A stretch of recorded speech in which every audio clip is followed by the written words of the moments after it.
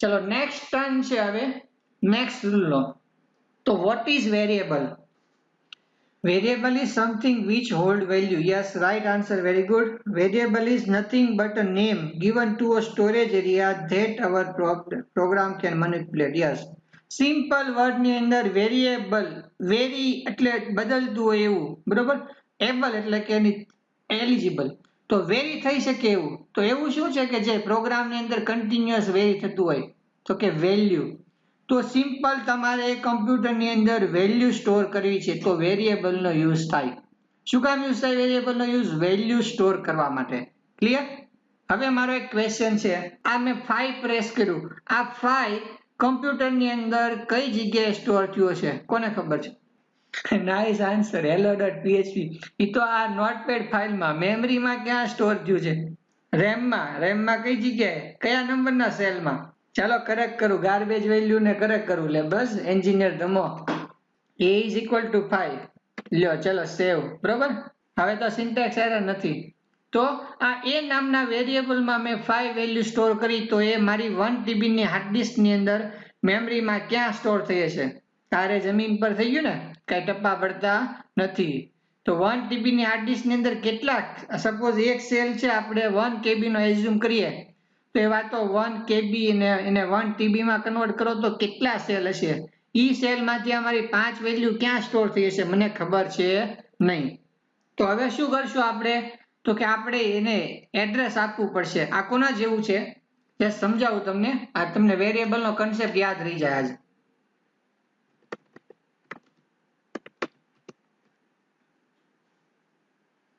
આ આપણું ભાવનગર દેખાય છે ને બધાને? હવે આમાંથી મારે મારું ઘર ગોતવું છે, મને ખબર નથી મારું ઘર ક્યાં આવ્યું. તો સૌથી પહેલા શું કરશો તમે? તમારા ઘરની આજુબાજુનું કોઈ મોટું બિલ્ડિંગ કે તળાવ કે એવું કંઈક ફાઇન્ડ કરશો ને, કારણ કે આમાં એવું જ દેખાય.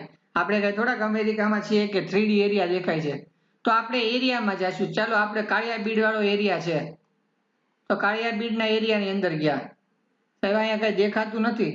તો સાહેબ મારું ઘર છે ને કેપીએસ સ્કૂલ પાસે છે. નહીં, વિરાણી સ્કૂલ મળી ગઈ. યસ, બરોબર.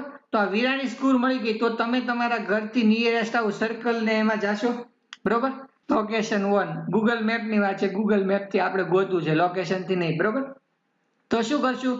તો કે આપણે અહીંયા ગયા, હવે ત્યાંથી ગયું કે ભાઈ ત્યાંથી સીધા જાઓ ભગવતી વાળા રોડે, બરોબર. ભગવતી વાળા રોડે જતા સપોઝ કે ભાઈ ભગવતી સર્કલ છે ને સર, ક્યાં છે આ ભગવતી સર્કલ? પેલા જે ખાંચો આવે ને એમાં આ સપોઝ આ ઘર મારું છે. તો હવે યાદ રહી ગયું કે આટલા બધા ઓલામાંથી આ ઘર તમારું છે, તો તમે શું કરશો? સપોઝ ચાલો આપણે આ લઈ લે, શ્રીહરિ પાર્લર, બરોબર. તો સપોઝ આ તમારી બિઝનેસની શોપ છે, તો તમે શું કરી દીધું? અહીંયા પિન મૂકી દીધી ને, એક લેબલ મૂકી દીધું. નેક્સ્ટ ટાઈમ આવો એટલે ઉપરથી જ દેખાય શ્રીહરિ પાર્લર ક્યાં છે, તો કે આટલા એરિયામાં સીધું જ દેખાય. જો આ કોઈ મૂક્યું છે ભગવતી પાર્ક શોપિંગ સેન્ટર, તો અહીંયા તમે પિન મૂકી દીધી છે, બરોબર. તો સેમ આવું છે કે મેમરી છે એની અંદર મલ્ટિપલ સેલ છે, તો તમારી વેલ્યુ કયા સેલ ઉપર સ્ટોર છે? તો કે એને એક લેબલ આપી દો, and this label is known as a variable. Clear? તો હવે હું તમને શીખવાડું છું વેરિયેબલ ની ડેફિનેશન. કોઈ બુકમાં નથી આપેલી, જાતે બનાવેલી છે, યાદ રાખજો. Variable is one type of label or container. ફરીવાર બોલું છું, વોટ ઇઝ વેરિયેબલ? તો કે variable is one type of label or container. શું કામ યુઝ થાય છે? તો કે which is use to store value, બરોબર. વેલ્યુ સ્ટોર કરવી છે તો એ વેલ્યુ ક્યાં સ્ટોર છે? તો કે લેબલ આપવું પડે ને. આપણે એક સોસાયટીમાં એક હરખા 50 ઘર છે, તો આપણું ઘર કયું? તો આપણે ઘરની ઉપર શું કરીએ છીએ? નામ આપીએ છીએ કે ભાઈ ઓમ, બરોબર, અથવા તો આવું મહેલ ને તેવું મહેલ ને, અથવા તો આપણે પ્લોટ નંબર આપીએ. તો આપણે બધા ક્યાં સ્ટોર છીએ? આપણા ઘરમાં સ્ટોર છીએ. આપણું એડ્રેસ તો કે ખબર નથી, તો આપણે લેબલ આપીએ છીએ બહાર, બરોબર, કે ભાઈ મહાદેવ કે ઉપર લખેલું હોય છે. તો વેરિયેબલ શું છે? એક ટાઈપનું લેવલ છે, અથવા તો કન્ટેનર. આપણું ઘર કન્ટેનર છે, એની અંદર આપણે બધા શું છીએ? તો કે સ્ટોર છીએ. તો ડેફિનેશન છે, variable is one type of label or container which is used to store temporary value. Temporary word આવવો જોઈએ, બરોબર. તો આ થઈ ગઈ વેરિયેબલ ની ડેફિનેશન. સમજાઈ ગઈ ને બધાને વેરિયેબલ એટલે શું? ઓકે, હવે ભૂલાશે વેરિયેબલ શું કામ યુઝ થાય? તો કે વેલ્યુ સ્ટોર કરવા. હવે આવો વર્ડ ન આવવો જોઈએ, ટેમ્પરરી વેલ્યુ સ્ટોર કરવા એવો વર્ડ આવવો જોઈએ. ક્લિયર? તો આજનો લાસ્ટ રૂલ, રોહનભાઈ છે એને ઈચ્છા થઈ ગઈ કે મારે વેરિયેબલ ડિક્લેર કરવો છે, તો એને ઈ કે સી લેંગ્વેજ ને મારે જાણી દુશ્મની છે એટલે એને નવો રૂલ આપ્યો.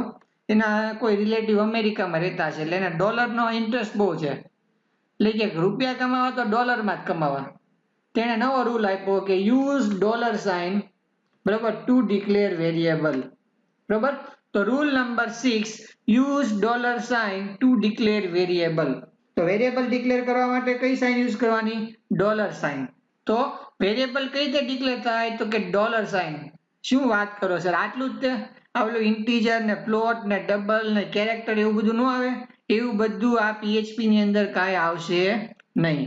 બરાબર, PHP is a loosely couple language. કેવી છે? Loosely couple language. એટલે આમાં અમને કઈ ખબર ન પડી તો સિમ્પલ વર્ડમાં પીએચપી આપણી જેવી છે, રૂલ ફોલો કરતી નથી. બરોબર, બાકી તમે સી લેંગ્વેજ ની અંદર a ઇઝ ઇક્વલ ટુ 5 લખો, આગળ ઇન્ટીજર ન લખો તો એરર આપે. આમાં એવું કોઈ ટેન્શન લેવાનું નહીં, સીધું dollar a is equal to 5. E PHP ને જોવાનું કે આ a ની ડેટા ટાઈપ ઇન્ટીજર આવે, ફ્લોટ આવે, ડબલ આવે, કેરેક્ટર આવે, ઈ બધું ટેન્શન એની માથે છે. તો સિમ્પલ વેરિયેબલ ડિક્લેર થઈ ગયો, dollar a is equal to 5.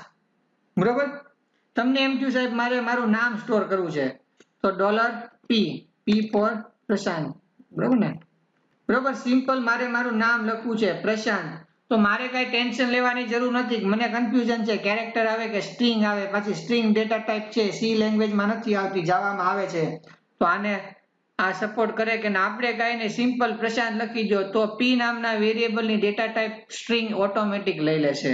તો આની અંદર બધી ડેટા ટાઈપ જે સી લેંગ્વેજમાં છે એ બધી જ સપોર્ટ કરે છે. ડેટા ટાઈપનો કન્સેપ્ટ છે પણ તમારે ડેટા ટાઈપ ડિક્લેર કરવાની જરૂર નથી.